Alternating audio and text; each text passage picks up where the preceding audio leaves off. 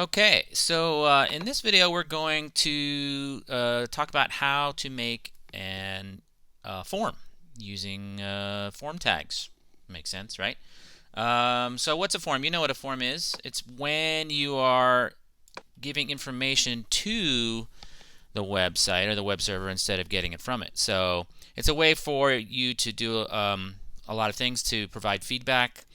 You can do things like order information, get order information, process search results, conduct surveys, collect site feedback, all kinds of reasons. Anytime you type in on a web page, you're probably typing into a form, maybe all the time.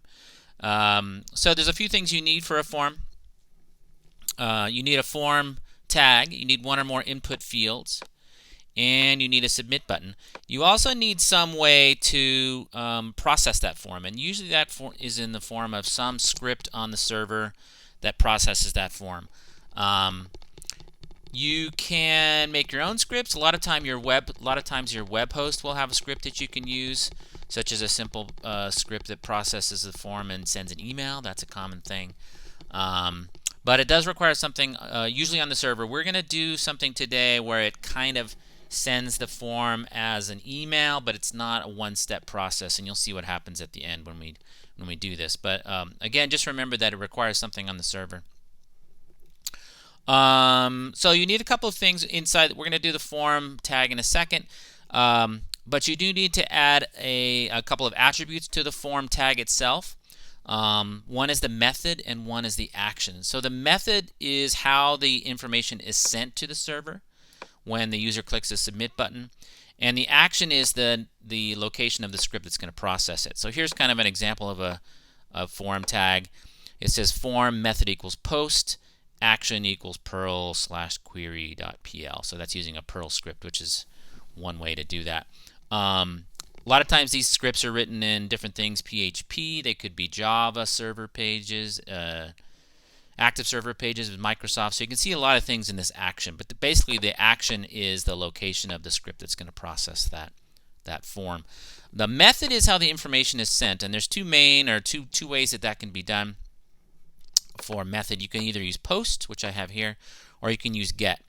Get is used for shorter amounts of information, and when you use the get method, basically whatever the person typed into the form is sent along with the URL where the form is being sent to process. So you can use the get method when you want to send smaller amounts of data, but that data is going to be visible. It's going to be just stuck onto the end of the URL that's processing the data. So it's not good for large amounts of information. It's not secure because it's just sent out in the open, and it's probably not used as much as the other one. The other one is post. So post sends the URL that's processing the form and then tells the server to expect an additional string of data resulting in 2 packets. So basically what that means is it's sent in 2 pieces.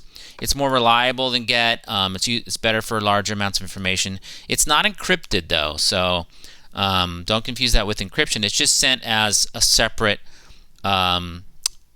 piece of data. So one is the URL that's going to process. That's the first packet that's sent, and the second packet has whatever the user typed in.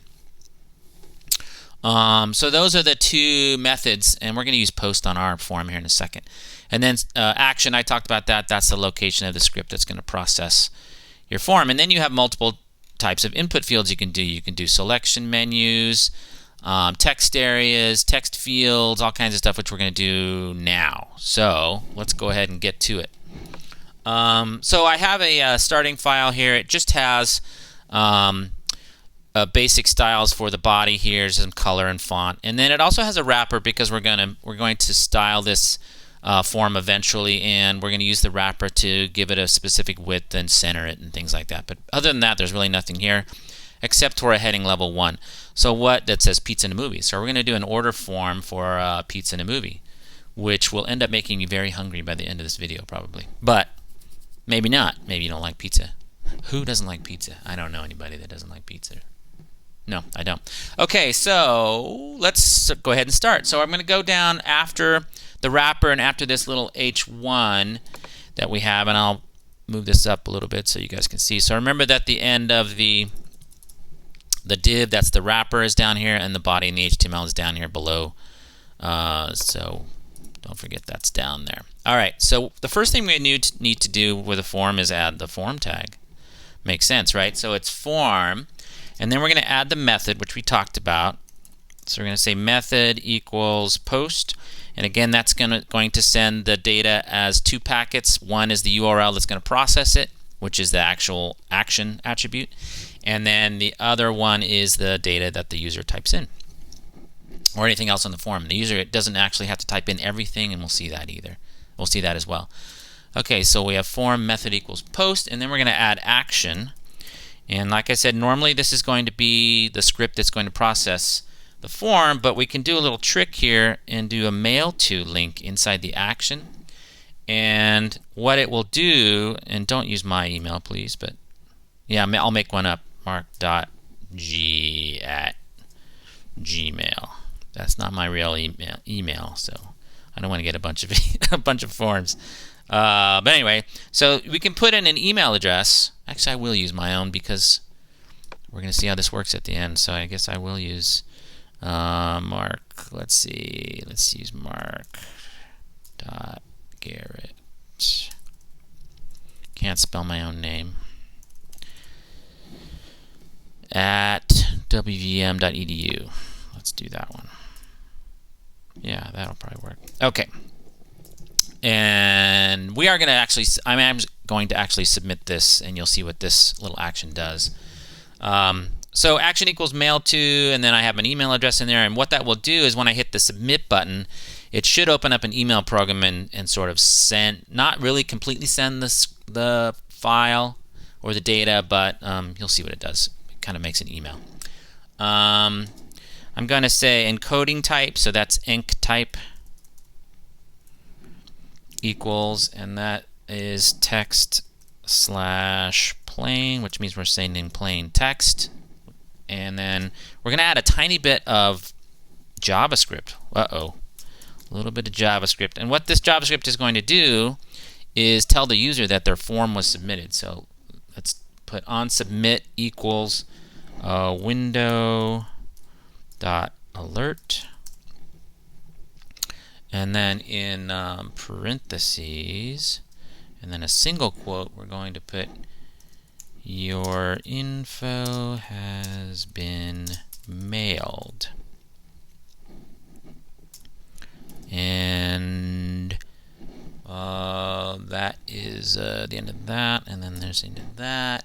Oops, sorry, and that, and then that. Is that what I wanted? Yes. So we have form method equals post. That's how it's going to be sent. Action equals mail to. It's going to send an email to this address that's right here. Encoding type is text/plain. That means it's plain text. What this will do is pop up an alert window that says your info has been mailed. It doesn't mean the info actually has been mailed. The reason that's there, though, is because if you have a form and you don't have any feedback for the user, and the user clicks to submit and nothing happens, or they think nothing happens, right? What do? They end up clicking again and again and again, and all of a sudden they've ordered 500 American Dolls instead of 1 or whatever. So you want to give them some feedback, and this may not be true, but it's going to pop up and say that it's been mailed. So it's just some user feedback, just an example. And this is a little bit of JavaScript. But that's the worst thing we're going to have to type, I think, is that on submit JavaScript there. All right, so I think that is it for the form tag to open. I'm going to close it right away so that I don't forget. And then everything else is going to go. We're actually going to do 2 forms today. One's big and one's kind of little. But so we're going to close that form tag right away so I don't forget about it. All right, so the first thing we're going to do is add a field set. And you don't have to use field sets. So there's field set. And I'm also going to add, while we're here, I'm going to add a bunch of IDs and things that won't actually do anything yet until we style. But I'm going to add them in now so that we don't have to come back and hunt for them and stuff. So I'm going to call this one customer info. And so there's the field set. I'm going to close the field set right away. So, again, so I don't forget. So a field set is actually an accessibility tag that's used for for forums, so meaning if someone's using a screen reader, it sort of groups together different parts of the form. That's kind of what it's used for, but it's also good because you can style it. So a couple of tags we're going to be using, field set, legend, label, a few other tags like that are actually useful for accessibility reasons, but they're also useful because we can style them and help us make this form look better. It's going to look pretty mediocre when we're done with it before we style it. So you'll see how we can use these tags as hooks for our CSS. So the first part of our form is going to be customer information, or customer info, I called it. And then inside of that we can add a legend, and a legend is optional as well, but we can use that if we want. So I'm going to say customer information. And I may put some of these closing tags on the same line so that we save a little bit of space. So there's customer information. Let's see what it looks like. Okay, so now we can see a little bit what's going on. So the field set by default creates this little box out here, and the legend by default goes up in the upper left, kind of in the top left of the field set. It's a little bit hard to, we can style all this stuff later, but which we will. Okay, so then we're done with the legend here. Now we're going to actually start putting in our form elements, and it's common practice now to use a list for the form elements because it is a list of inputs, so it makes sense to use a list. And we can also use the list tags to help format the page as well, the form as well. So I'm going to use an unordered list. Sometimes people use ordered lists, but I'm just going to use an unordered list. So here's my opening of the unordered list, and then each element of the form is going to get a list item most of the time, I think. So we're going to do list item here, and then we're going to put in our first form element, which is going to be a password. So we're going to start with the label tag. So I'm going to say label for, and I'll explain this after I type this out here. Label for customer dash password. And then I'm going to put password, and then colon, and then I'm going to close the label. So what does all this mean? So label, we're going to, well, let's actually put the input field here, and then it'll make more sense. So now I'm going to put the input where the person can actually type in their password. So it's input is the tag, and we're going to do type. That's the type of input it is, and we're going to say password, which is a type of input field. And we're going to give it a name, and I'll describe all this, like I said, in a second. So I'm going to say name equals password, if I could spell it right. And we're going to give it an ID. It's going to be customer dash password, and we're going to also give it a class because we're going to style it later. So I'm going to add the class in now so that we don't have to come back and do it later. But you could do this later, obviously, this class stuff. Okay, so that is a lot of stuff there, and then I'm going to close the list item. So that'll be the first field. So let's close the list item. All right, so a lot of stuff here. So we have a label. That is what shows up here. That's password, which is this text right here.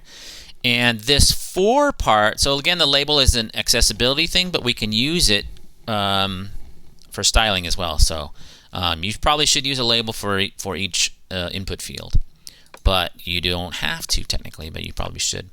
So here we have 4 customer passwords. So that matches up with the ID that we did here, customer password. So this matches this text with this input field. You can do the label thing 2 ways. You can either use this for attribute to match it, or we'll see later, you can just put the label tag around everything. So here we close the label tag, and then here's the actual input field. We could also put the closing label tag around this and not use the for. And one's called implicit association, and one's called explicit association. Yeah, so this one is explicit because we actually said which input field this label goes with. If we put the label tag closing like this, which, well, yeah, if I put it here, that would be implicit. That means it's around it. So just a different term for each one. But we are doing explicit, which is probably more common, maybe. I don't know. Either one works, and we're going to do both. Okay, so we have the label there, and that matches this name for in the for attribute has to match the ID, so that's why those are the same. We have input as the tag. The type is password. You can see over here, if I start typing, I don't see letters. I see little discs or dots. Sometimes some browsers will show asterisks. Most of them show dots now, or yeah, dots. And that is so that if someone is looking over your shoulder while you're typing your password, they don't get to see what your password is. So that's what the field or the browser does by default. Every input field, pretty much, every input field on your form needs to have a name, and the name is the identifier for the data that was sent. So when this information is sent, it will say password equals and then whatever they typed in, and you'll see that at the end when we actually try it. It'll say password equals and whatever else. The other forms will have different names, and that they will basically label or the data, not label the form for the user to see, but label the data that's sent to the server. And then we already talked about the ID, so that matches this for element or for attribute in the label. And then this class I just added in. This is not doing anything yet, but we're going to use this later to style some stuff here, so I just stuck that in now. So that's the basic structure. We can kind of start copying and pasting a little bit so that we can save a little bit of time and then just change the things that we're going to change. So you don't have to copy and paste, but I'm going to make the video a little bit quicker, and I don't have to type everything completely from scratch. So I'm going to copy and paste the whole list item. So here's the list item, right? I'm going to copy that and paste it below for our next input field. So our next input field is going to be customer email. So I'm going to change this to email.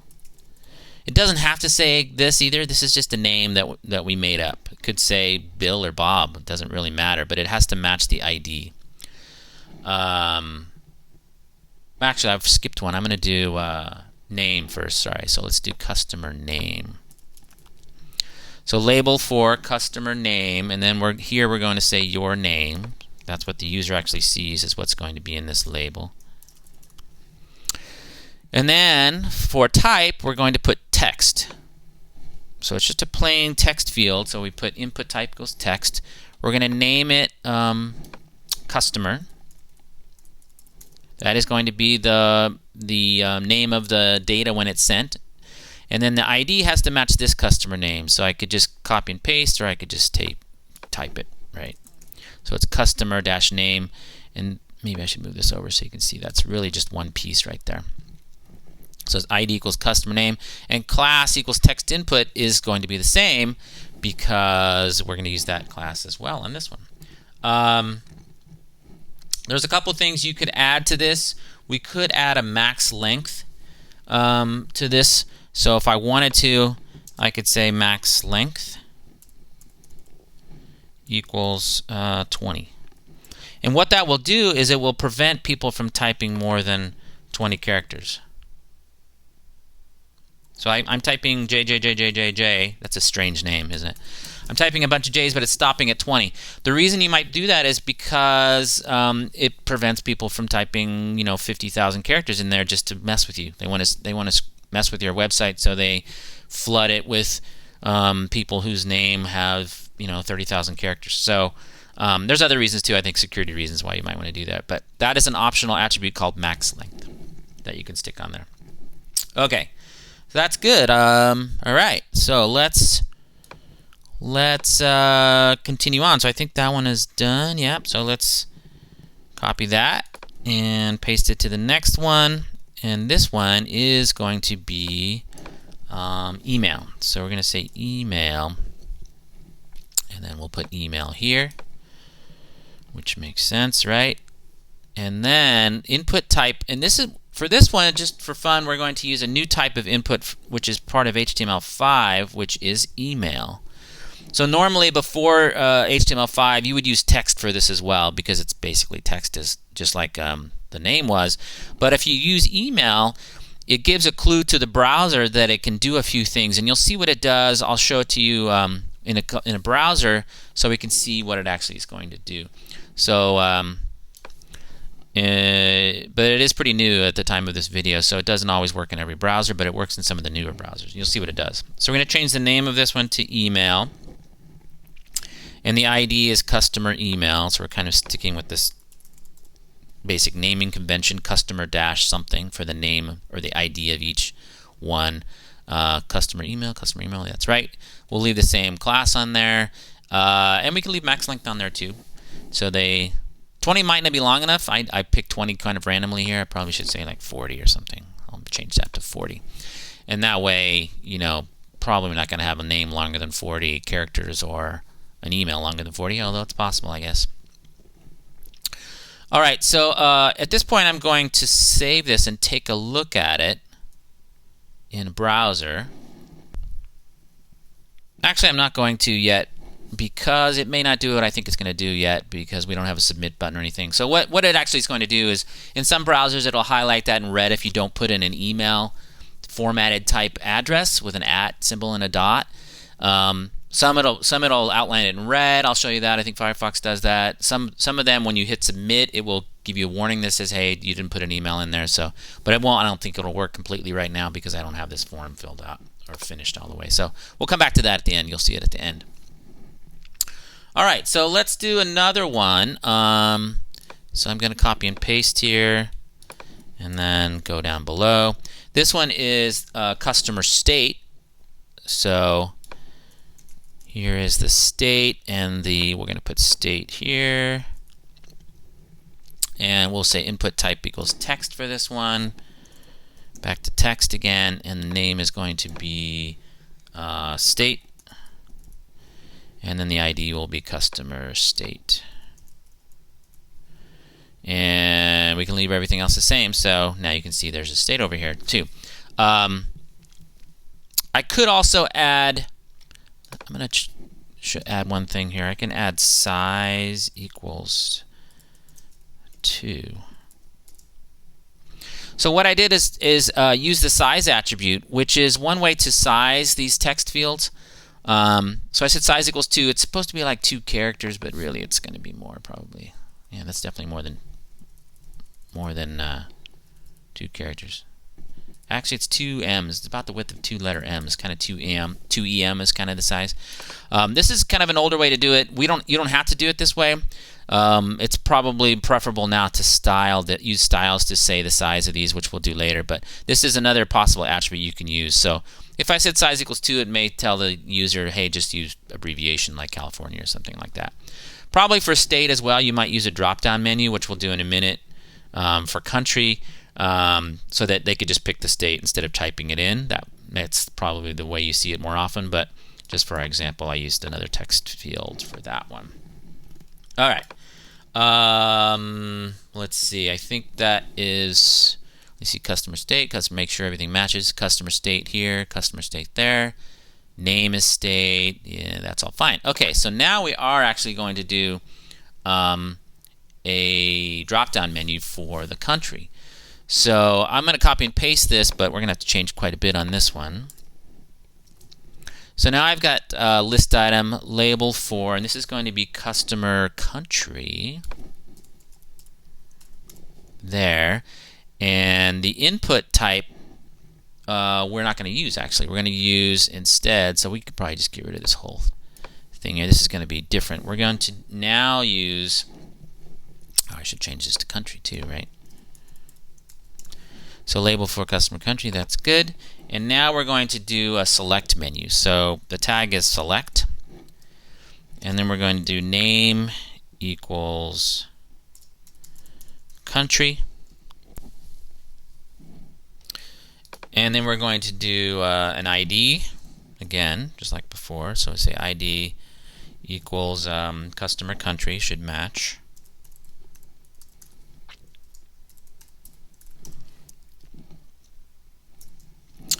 And that's the end of that. And then inside this select menu, which I'm going to close right away, so again, so I don't forget. So this one has a kind of a container. Here's the opening of the select menu. Here's the closing of it.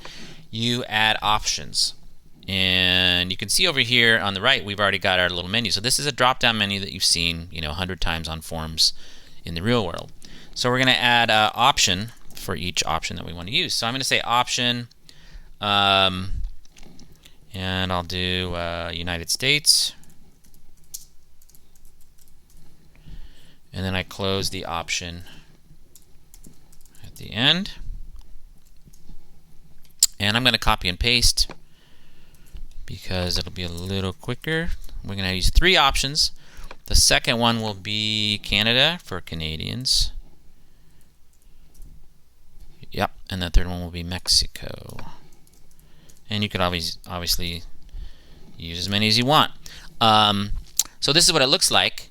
You get this little drop-down menu that says United States, Canada, and Mexico. Cool, right? So that's all built in. All these different form elements, these text fields, password fields, email fields, just drop-down menu is built into the browser. So you don't have to make these things, but you can style them later.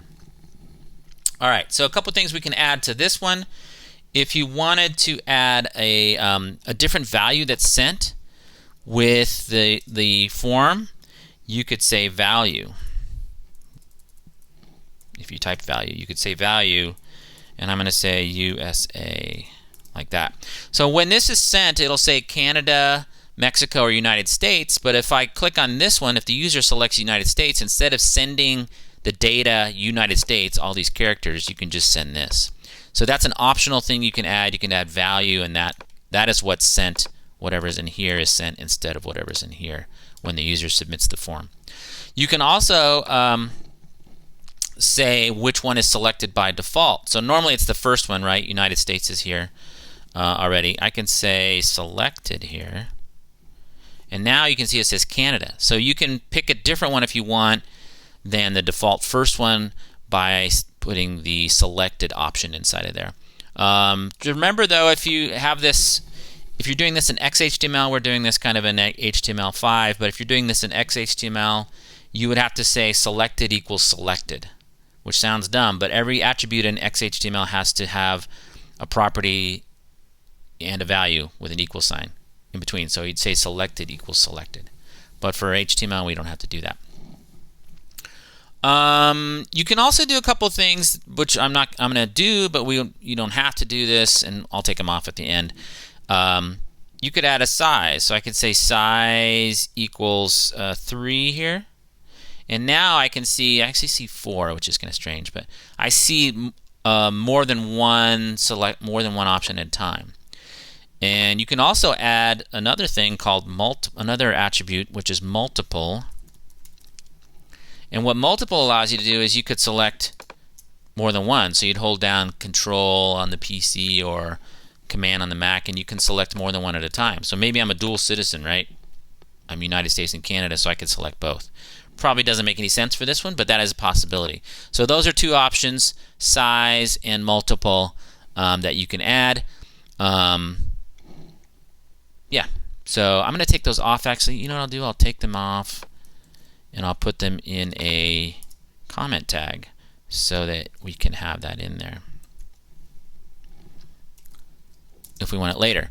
So I commented that out with the HTML comment tag, but normally that would go inside the select menu.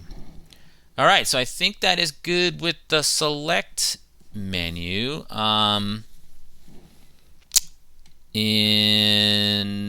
Yeah, so that's the end of our list item. That's actually the end of the stuff inside of the customer info section. So I can end that unordered list that we started. So this list is all that's going to go inside customer information, and that's the end of that field set as well. That's the end of our customer info area. So the next thing we're going to do is we're going to start a new, let me move this up a little bit, we're going to start a new field set. And this one is going to be for our pizza information. This is the part that's going to get you hungry. So I'm going to do my field set tag again, which again is kind of optional, but it's going to help us a lot later to style, and it's also good for accessibility reasons. So there's our second field set, and this field set's going to have an ID of pizza, and we're going to use that later for styling stuff. So I'm going to say ID equals pizza, and yeah, we're going to go on from there. Just like we did the ID up on top for customer info, we're going to add pizza. All right, so now we're going to add a legend like we did before. So we'll say legend, what would you like on your pizza?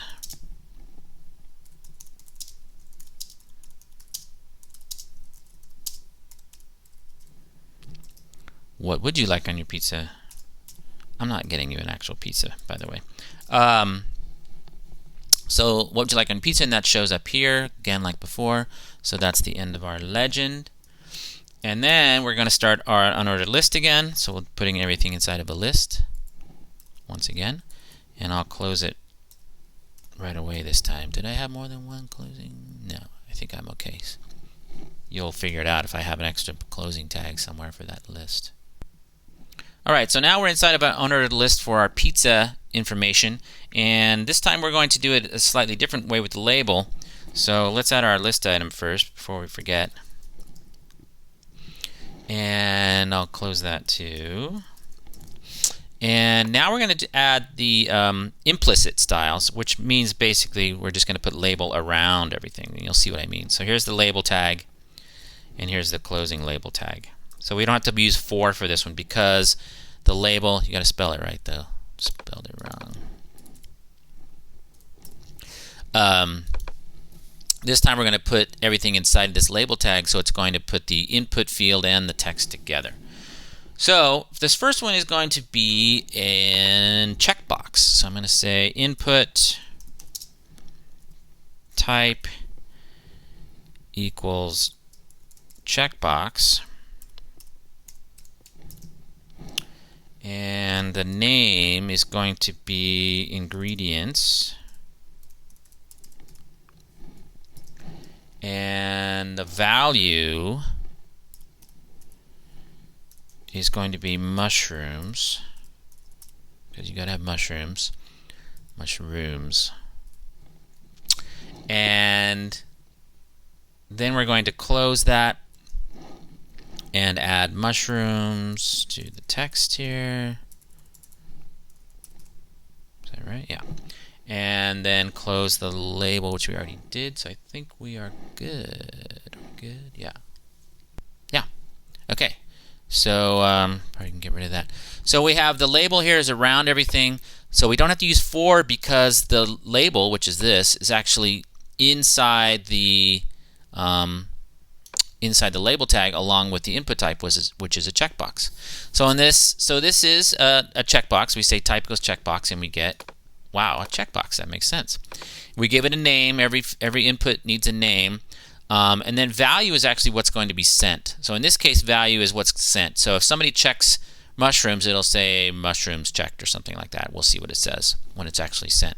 So you put the value in there, right there.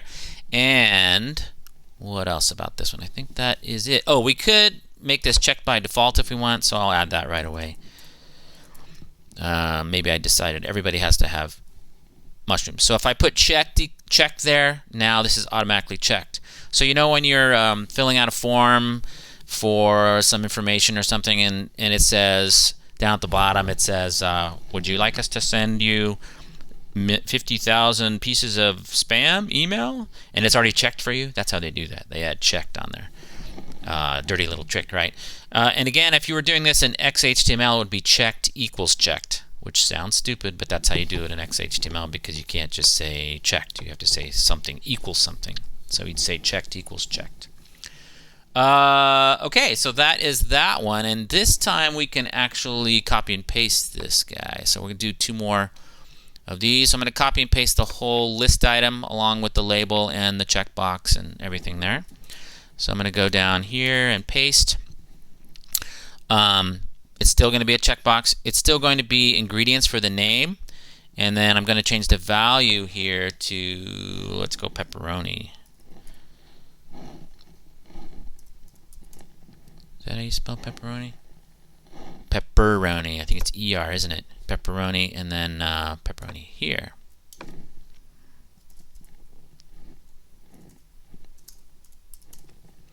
And then we won't check this one by default, so I'll take that off. So there's pepperoni.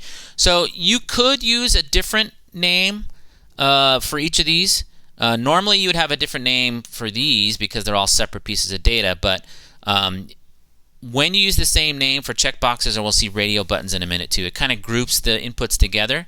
So you could have ingredients here, or you could have ingredients 2 and have different ones. Let's leave it ingredients 2. So it'll kind of tell you that these are separate inputs, but you can also use the same name if you wanted to group these inputs together. And kind of just a different way to send the data, or with different labels. So let's do ingredients 2, and then we'll see what it does when we submit it. So that's our second one. We're going to do another one, so I'll copy and paste that whole thing again. And this one's going to be, we'll change it to ingredients 3, so we're not grouping these checkboxes together because they all have different names. If we wanted to group them together in the data, we could use the same name. And this is all, you would have to get this, this is all important, is actually what you name these, and that it would be specific for the form processing script. So this is not random. You have to name these specific things for a specific script, or write the script that takes this into account. So if that makes sense. The third one we'll do, let's do olives, because olives are really good on pizza as well. So olives here, and then olives here. And so now we have mushrooms, pepperoni, and olives, and we can check those or uncheck those. Even though we have checked, it's just going to be checked by default, but it will let you still uncheck. So checkboxes are used when you want to have options, like more than one option, right? So if I wanted to have all these on my pizza, I could check them all. That's a little different than radio buttons, which we're going to do next. Radio buttons are for when you only want to have exclusively one thing checked as opposed to multiple things checked. So we'll see how that works. I think we're done with this field set for pizza. So the next thing is going to be, let's add another field set in here. The next one's going to be for, and actually to save a little time, because we're not going to change a whole ton here, let's copy and paste the whole pizza field set. Oh no, it's too much. No, it won't be. It'll be fine. So I'm going to copy and paste this whole pizza field set and then edit it for the next field set, which is one of the last ones. Not quite the last, but getting there. Okay, so now I pasted it again, and so now you see this twice, right? Because we just copied and pasted the whole field set. So this is what I just pasted in. Everything between the opening field set and the closing field set. This one is going to have a different name and some other attributes, but we're just going to edit it, which is a little faster than typing all this stuff from scratch. So this thing is going to be called movie. So this field set is called movie. And then for the legend, we're going to change that to, what should we say? What movie would you like to eat while watching your pizza? What movie would you like to eat while... No, you can't wait. You can't eat a movie. What movie would you like to watch? Sorry about that. While eating... I made this too long, didn't I? Your pizza. So this is an awesome service, and don't anybody steal this idea. I'm going to have this service available where you just order a pizza and a movie from the same place, and they both come to your house. Don't steal it. All right, so what movie would you like to watch while eating your pizza? Yeah, that's fine. And then we have to change this stuff as well. So, but most of this we can leave, actually. So for the first input type, the list time's okay. The label we're going to do the same way. The input type, though, is not checkbox for this one. It's going to be radio. And radio is not a radio. It's a radio button. So let's change all three of them right away, because they're all going to be radio buttons. So I changed all three of those inputs here to radio buttons. And radio buttons you use when you want to make an exclusive, when you want to make only one choice possible. So for this one, instead of using a different name for each one, this is where you would probably use the same name. So I'm going to change the name of each of these fields to movie, because you can only order one movie with my service. unless you pay a lot extra. So I'm going to change this to movie, and this one to movie, and this one to movie. So we have input type radio, name equals movie. The value is going to be the name of the movie. So let's put, for the first movie, let's do the classic Jaws. And then we will put here, instead of mushrooms, we will put Jaws, which is an awesome movie, right? And you can use the checked option here as well, just like we used it on the previous one, if we want it to be checked by default. So I'll make Jaws the first one. The second movie, what should it be? Let's do Star Wars. And the value will be Star Wars.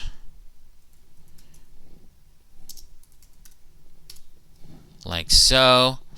And now we see Jaws and Star Wars. And the third movie will be not Olives, but let's see, what should it be? How about Go, which is very short. There's a movie called Go. It's pretty good. We'll change the value here to Go. So again, this is what's going to get sent. So when this is sent, it'll say movie equals Jaws, movie equals Star Wars, or movie equals Go. That's what's going to get sent with the actual thing. So make sure these match, right? Make sure this value kind of matches whatever you have in the label next to it. And they basically just stack up wherever they are in order here. If I take this Go, didn't really say this before, but if I put this Go in front of the input, the radio button, now it's in front here as well. So it's just kind of wherever it is and the shows up in the code. It's kind of acting like an inline. It's just text, right, going inline. Let's undo that and put it back where it was. All right, so that ends our movie portion here. So now we're going to put in what time would you want your pizza. So that's actually the end of that field set.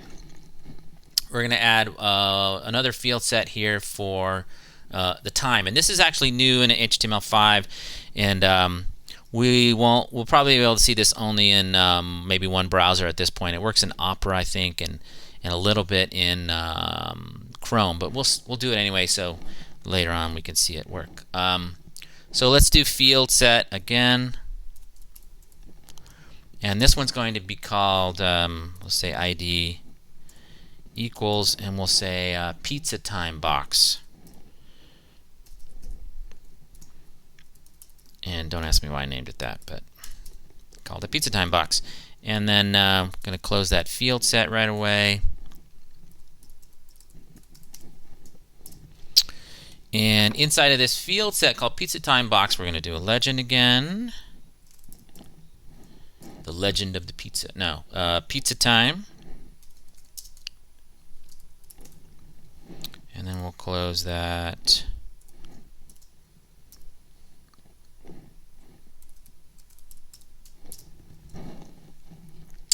And then we're going to do our label.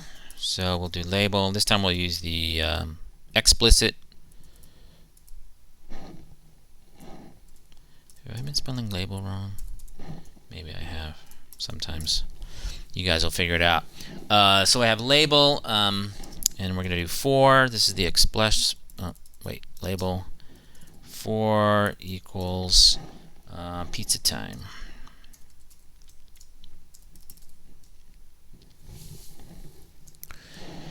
And yeah, and then we'll say, what time would you like your pizza?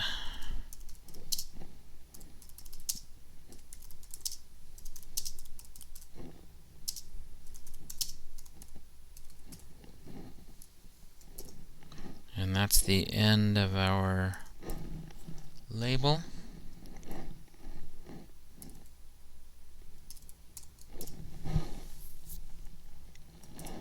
And then we're going to add this new input type, which is time.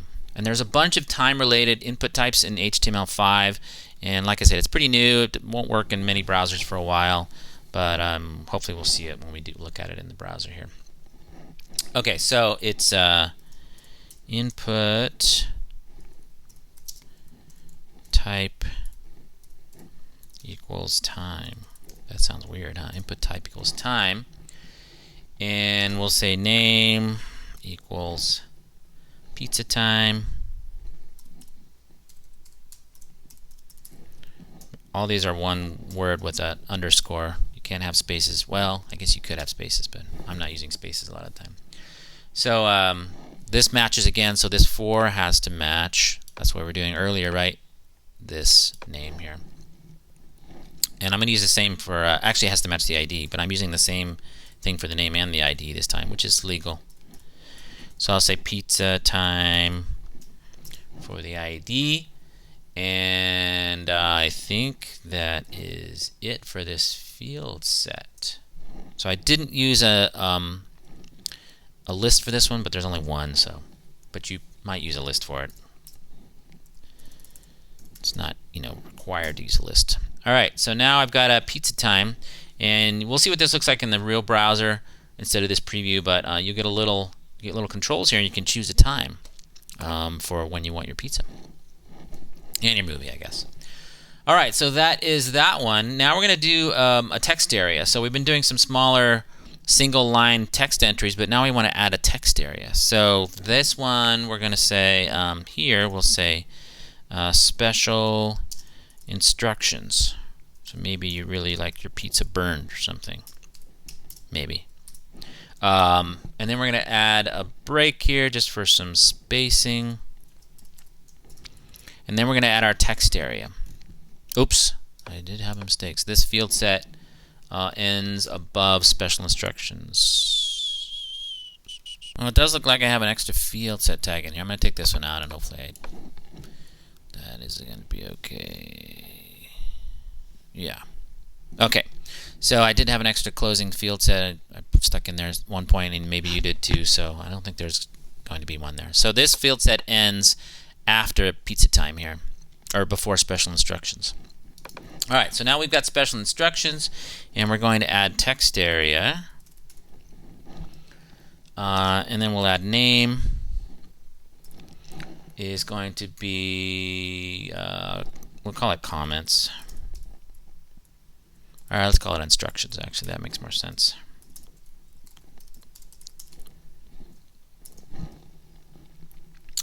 And that's it for that. And then we're going to put inside of this. This is one of the, a little bit different. You can actually have stuff inside of here. So I'm going to say text area. And inside of here, I'm going to say, I can actually have a closing text area tag.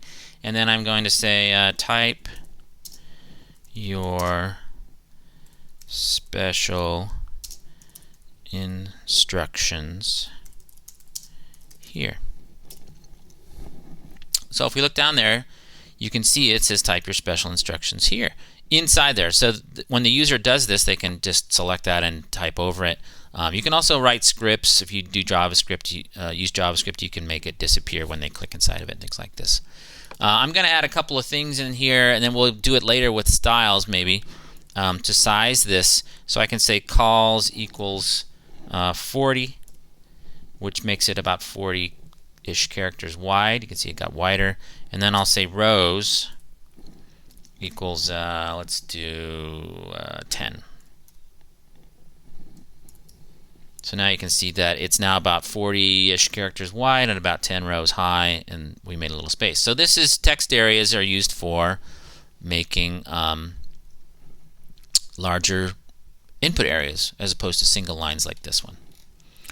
All right, so that is it for the text area. A couple other little things. We want to do a hidden field. So this one I'm just going to stick in here below the text area. I'm going to say input type equals hidden, and name equals success, and then value equals, and let's just put success.htm or something like that. It's a URL. So what we're doing here is we're putting in a hidden field, and what a hidden field is it's something that's sent automatically with the browser. So in this case, or with when the user submits. So in this case, it's going to send success equals success.htm. And what that's going to do is going to work with the script to show you a page, or show the user a page that says, thank you for sending us your order for pizza in a movie. So really what it's for, the hidden fields are really just to send something along that you need to send, but they don't have to type this in. They wouldn't know this, right? So you can use hidden fields for a lot of different things. But the user never sees it. It's just going to be sent along with the form when they submit. But the user doesn't have to fill it out. This is not encrypted or anything either, so you wouldn't put sensitive information in the value here to send along with the form. But yeah, it's good for some things. Okay, so we are almost done with this form. So let's add a little break in here just for some spacing.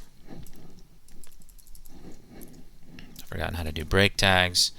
And now we're going to put in our submit buttons. So this one is going to be input type equals submit, and value equals send.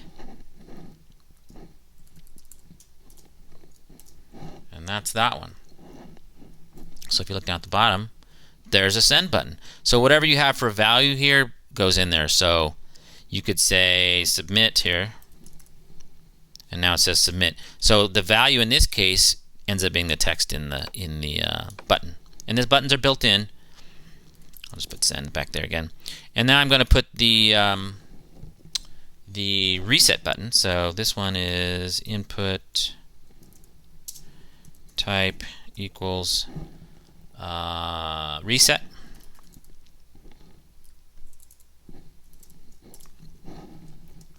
And value equals, let's just say clear. And again, that can say whatever you want. Could say reset, could say start over, whatever you want it to say. So now we have a button that says send and one that says clear.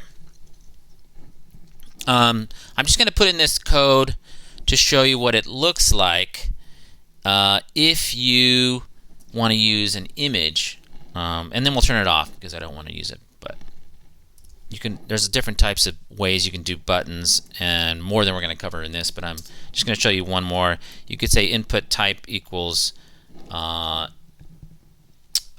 image, and then you need to give it a source, and we'll say button1.gif. Maybe I have that one in there. Yeah, there it is.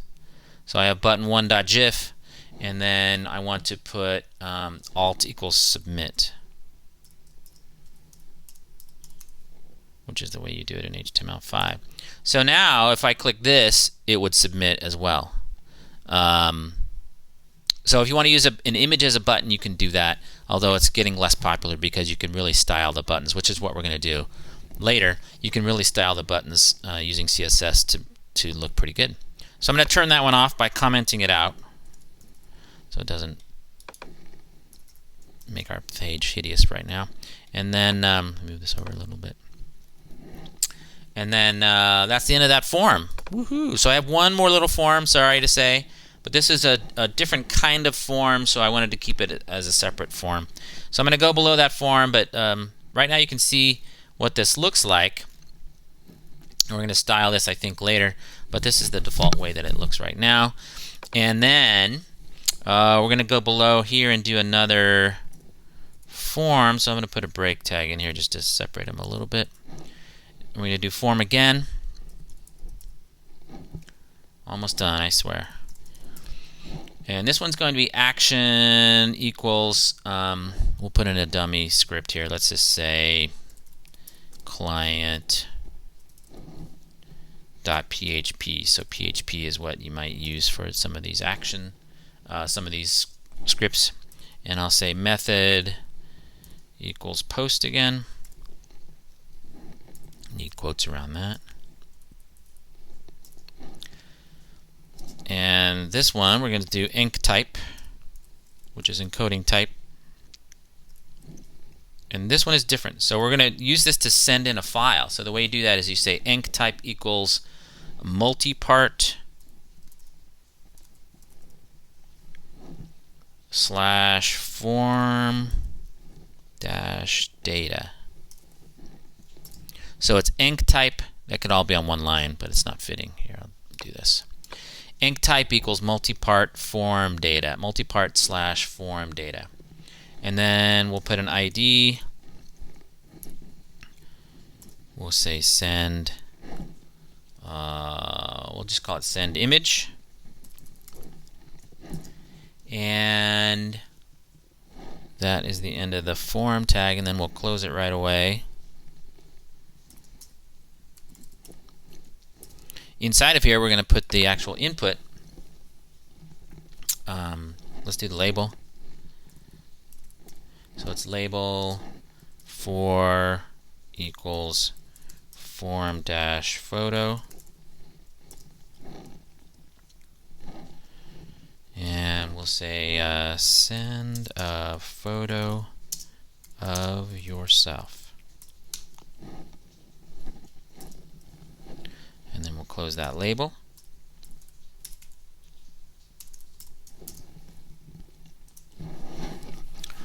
And then we'll put the input field.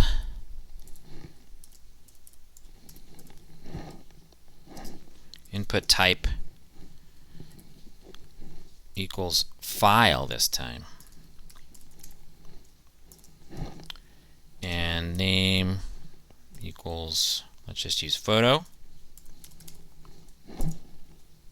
And ID has to match the for attribute above again, so it's form dash photo.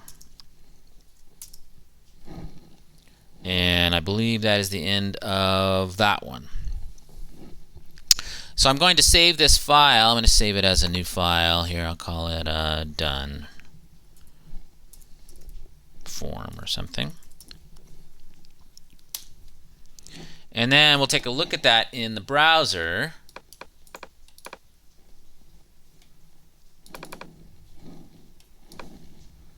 So here it is in the browser. And there's the one we just did. So this is the first form, the end of it's here, and this is the second one.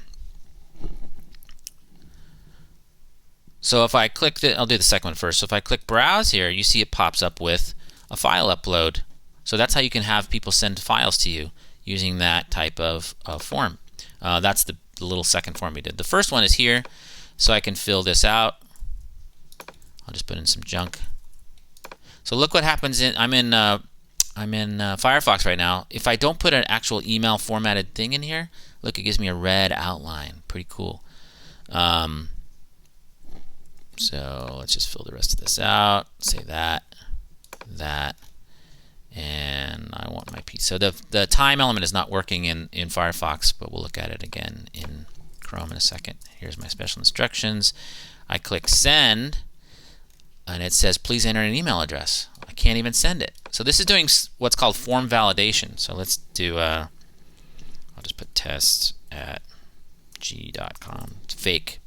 It's doing some form of form validation. It's actually checking what's in this field. So without using that email, we would have to do that special email type input field. We'd have to do that with JavaScript, basically. All right, let's try it again. Send. No, I don't remember that password. Here's my pop-up, says your info has been mailed. I say OK. And then what it does is it's going to open my email. There's my email. It's going to where we sent in our action script. It's saying it's coming from Firefox. And here's what it sent. It says password equals customer equals email equals test, state, country, ingredients. The ingredients that I checked, the movie was Star Wars. Pizza time, it didn't work. Instructions, and then here's the success. So that's all sent to wherever I wanted to send it to. In this case, if I hit send, it would email it to that address. That's sort of a workaround for not having an actual script on the back end. Let's take one quick look at it in Chrome. I'm trying to say Chrome. And here in Chrome, I just wanted to show you that this time thing kind of does work. So I have these little arrows, right? So I can pick a time here, I can pick a minute, and I can pick a second. So it's really not really ready, or this is AM and PM actually. So you can actually send the time along with that. that way. This should get better as it becomes more finished. The specifications for that input field, but this is what time looks like right now in Chrome, and I think in Opera it pops up an actual calendar and stuff depending on which of these one of these new time inputs you use. Okay, so I think that is it for creating that beautiful form. It's not that hot looking. If you're lucky, in another video I will show you how to style this, but right now there you have a form, and it would actually work if we had a script to process that. So there you go.